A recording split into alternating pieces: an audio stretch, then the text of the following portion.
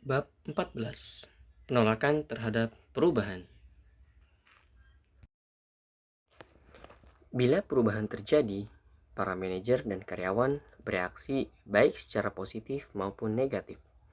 Bila terjadi perubahan, manajer dan karyawan cenderung mendukung perubahan bila diarahkan pada penyebab nyata suatu masalah dan mereka tidak dirugikan. Bisa juga mereka bersikap netral. Perubahan organisasi merupakan modifikasi substantif pada beberapa bagian organisasi.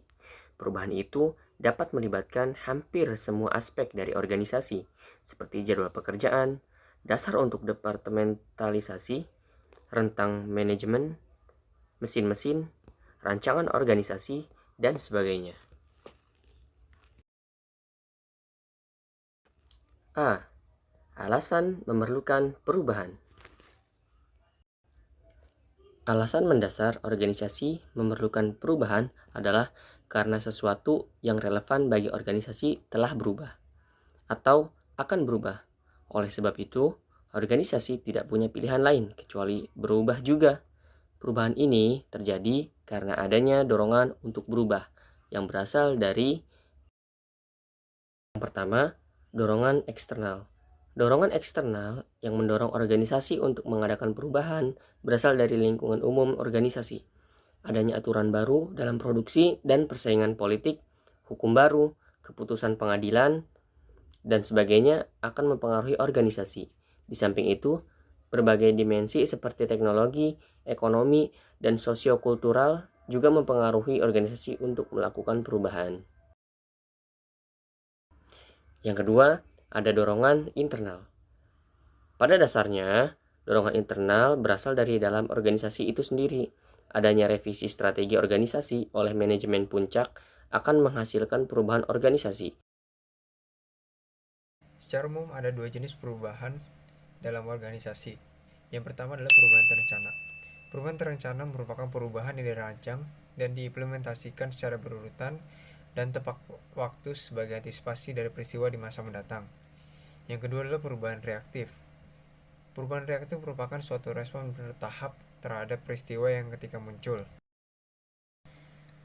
Selanjutnya adalah langkah-langkah komprehensif dalam proses perubahan.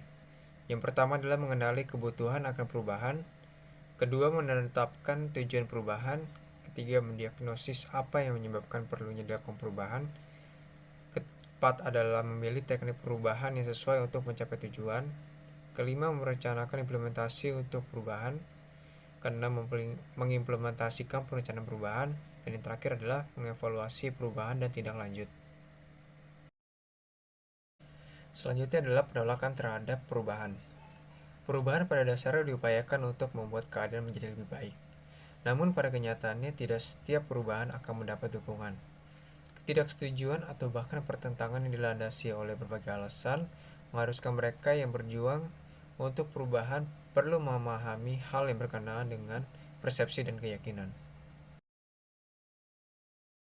Jadi saya akan menjelaskan tentang bagaimana cara mengatasi penolakan terhadap perubahan serta pengelompokan reaksi menurut Kruger. Yang pertama ada oponen. Oponen adalah memiliki sikap dan perilaku negatif pada perubahan. Yang kedua, promoter. Promoter adalah memiliki sikap dan perilaku yang positif pada perubahan. Yang ketiga, hidden opponent.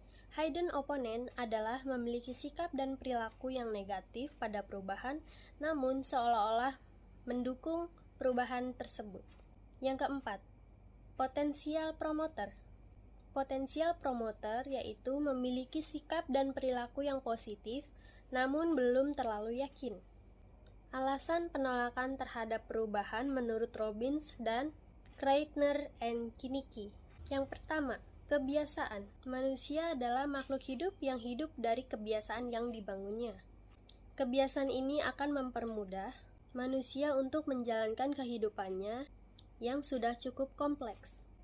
Saat dihadapkan pada perubahan, maka manusia akan cenderung enggan melakukan penyesuaian atas kebiasaan yang selama ini ia lakukan.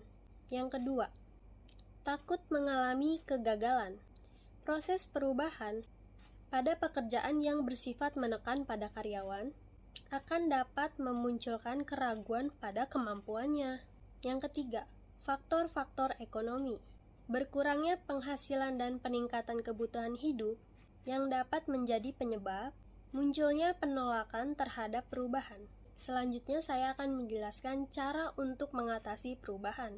Yang pertama, pendidikan dan komunikasi untuk menginformasikan perubahan-perubahan yang direncanakan. Yang kedua, partisipasi dan keterlibatan dalam perancangan perubahan untuk menumbuhkan rasa tanggung jawab dalam pelaksanaannya. Yang ketiga, kemudahan dan dukungan yang diberikan pimpinan terhadap semua pihak yang terkait. Yang keempat, melakukan negosiasi dan persetujuan yang saling menguntungkan. Yang kelima, manipulasi dan kerjasama dengan para penentang perubahan agar lebih kooperatif. Yang kelima, paksaan dan pemberian sanksi, pemecatan atau pemindahan dan penundaan, promosi pada setiap penentang perubahan.